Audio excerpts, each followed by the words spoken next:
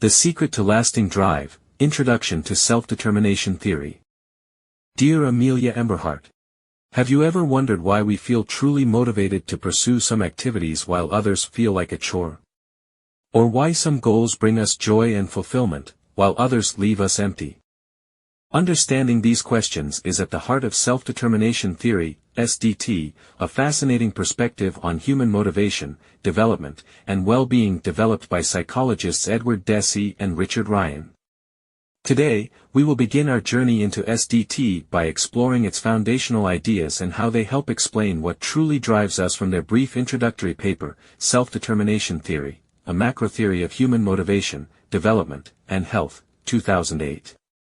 Today's conversation is a bit of a stretch, I admit.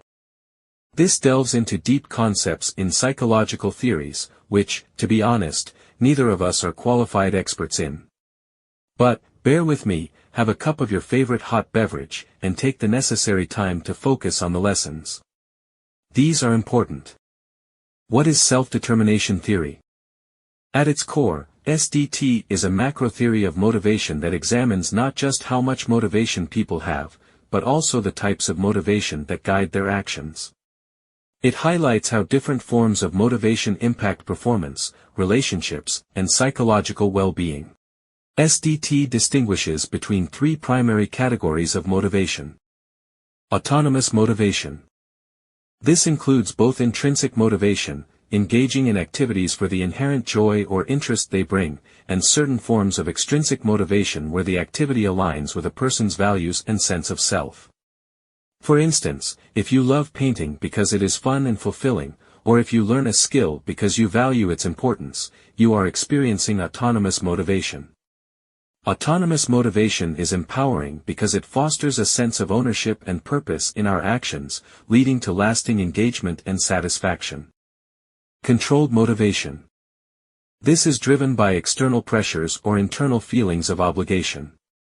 For example, studying to avoid criticism or working hard to gain approval are examples of controlled motivation.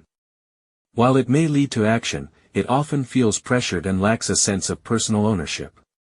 Over time, this type of motivation can result in exhaustion and diminished creativity, as the pressure to perform overshadows genuine interest. Amotivation. This refers to a lack of intention or motivation. When unmotivated, people feel disconnected from the reasons for their actions, leading to disengagement and stagnation. Amotivation is often accompanied by feelings of helplessness and frustration, as individuals struggle to find meaning in their efforts. The distinction between autonomous and controlled motivation is crucial. Autonomous motivation fosters creativity, persistence, and psychological health, while controlled motivation can lead to stress and burnout over time. Understanding this helps us focus on nurturing motivations that truly energize and sustain us. The role of basic psychological needs. According to SDT, 3 universal psychological needs must be satisfied for optimal functioning and well-being. Competence. The need to feel capable and effective in one's actions. Whether it's mastering a new skill, solving a tough problem, or achieving a challenging goal, the sense of competence gives us confidence and fuels growth. Without opportunities to develop and demonstrate competence, frustration and stagnation can take hold. Autonomy. The need to act with a sense of volition and ownership. Autonomy does not mean independence from others, but rather feeling that our choices and actions are self-directed and align with our values. When autonomy is supported, people feel empowered to pursue their interests and goals in meaningful ways. Relatedness. The need to feel connected and cared for by others. Relationships that are supportive and meaningful satisfy this fundamental human need, fostering belonging and emotional security. Whether through family, friendships, or community, relatedness enriches our lives and enhances our resilience. When these 3 needs are fulfilled, we thrive. However, when they are thwarted, our motivation and well-being suffer. Imagine trying to grow a plant without sunlight, water, or fertile soil. It struggles to survive, just as we do when our psychological needs are unmet. Individual differences in motivation. Not everyone experiences motivation in the same way. SDT identifies two key individual differences that shape how we pursue our goals. Causality orientations. People's general tendencies toward autonomous, controlled, or impersonal motivation. For example, someone with a strong autonomous orientation tends to engage in activities out of interest or personal value, leading to healthier outcomes and greater satisfaction.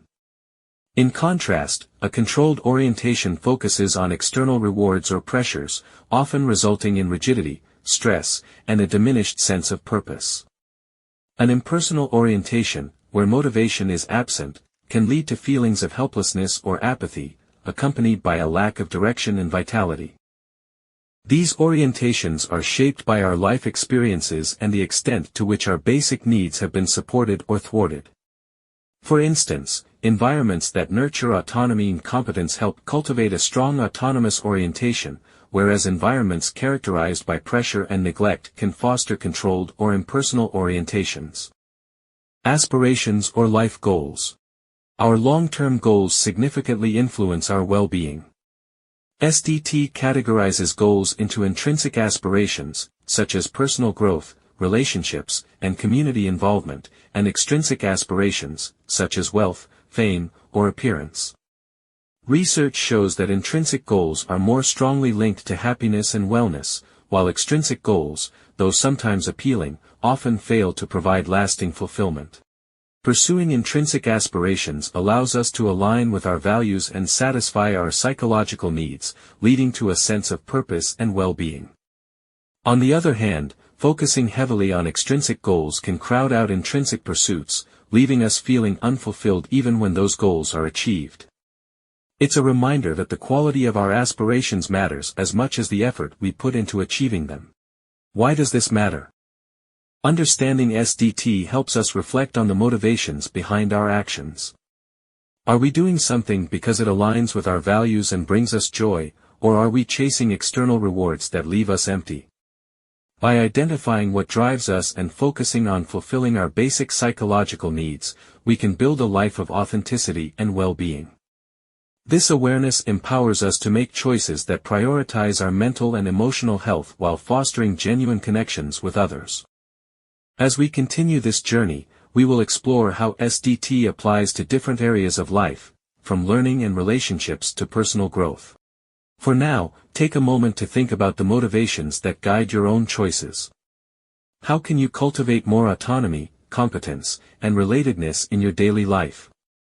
Reflect on these questions as we delve deeper into what truly drives us in the chapters ahead. This is your moment. Take command and show us the path.